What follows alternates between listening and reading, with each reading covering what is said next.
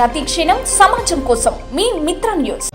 Media మిత్రులందరికీ electronic media, print media, ఉమ్మడి ప్రభుత్వం అలాగే ఇక్కడికి వచ్చిన మా గౌరవ ఎమ్మెల్యేలకు, ఎక్స్ ఎమ్మెల్యేలకు, ఎంపీ గారికి, అలాగే ఇక్కడికి వచ్చిన ఎంపీ చైర్మన్లు, వైస్ చైర్మన్లు, జెడ్పీటీసీలు, ఎంపీపీలు, ఎంపీటీసీలు, అలాగే మున్సిపల్ చైర్మన్లు, మున్సిపల్ వైస్ చైర్మన్లు, అలాగే మున్సిపల్ కౌన్సిలర్స్ అందరికీ, టీఆర్ఎస్ అభిమానులందరికీ నా యొక్క నమస్కారాలండి.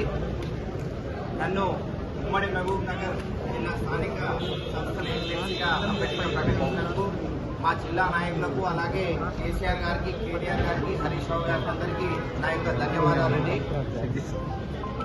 నేను ఖచ్చితంగా ప్రజల గొంతులు కాబట్టి మా ఎంపీటీసీలు, జెడ్పీటీసీలు, అలాగే కౌన్సిలర్స్ అందరూ మమ్మల్ని అంటే ప్రజా గొంతుకను శాసన మండలికి పంపిస్తారని చెప్పి బలంగా ఆశిస్తున్నాను. ఎందుకంటే మాకు స్ట్రెంత్ ఉంది. మాకు దగ్గర 900 మంది ఎంపీటీసీలు, జెడ్పీటీసీలు, కౌన్సిలర్స్ ఉన్నారు.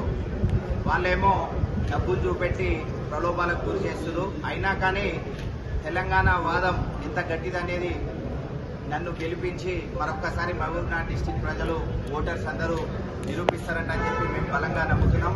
ఎందుకంటే వాళ్ళు 420 హామీలు ఇచ్చి వాళ్ళు ప్రభుత్వాన్ని ఏర్పాటు చేశారు, కానీ 100 రోజులకే అన్నకేసి సగం హామీలన్నీ ఎగిరిపోయినాయి. మా ఎమ్మెల్యేలు, ఎక్స్ ఎమ్మెల్యేల కృషితోటి, మా సంఖ్యాబలంతో మేము ఖచ్చితంగా విజయం సాధిస్తామని చెప్పి మేము బలంగా నమ్ముతున్నాం. ఎందుకంటే నేను ఒక రైతు బిడ్డగా రాజకీయాల్లో 2006 నుంచి ఇప్పటి వరకు నాకు రాజకీయ అనుభవం ఉంది. నేను ఉప సర్పంచ్గా పనిచేసిన, జెడ్పీటీసీగా పనిచేసిన. 2014 నుంచి 2019 వరకు నేను మహబూబ్ నగర్ ఉమ్మడి జిల్లా వైస్ చైర్మన్గా కూడా చేసిన కాబట్టి ఆ అనుభవాలన్నీ నాకు ఉపయోగపడతాయి.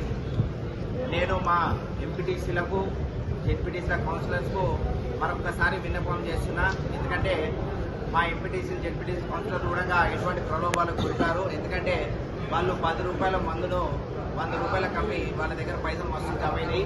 అవి తీసుకొని మరొక్కసారి తెలంగాణ ఉద్యమం రుచిలో ఉంటుందని చెప్పి చూపిస్తారని చెప్పి మరొకసారి ఆశిస్తున్నా. ఈ అవకాశాన్ని ఇచ్చిన బీఆర్ఎస్ పార్టీకి, పెద్దలకు, అలాగే మా ఉమ్మడి డిస్టిక్ ఎమ్మెల్యేలకు, ఎక్స్ ఎమ్మెల్యేలందరికీ, ప్రజలకందరికీ నా యొక్క నమస్కారాలు.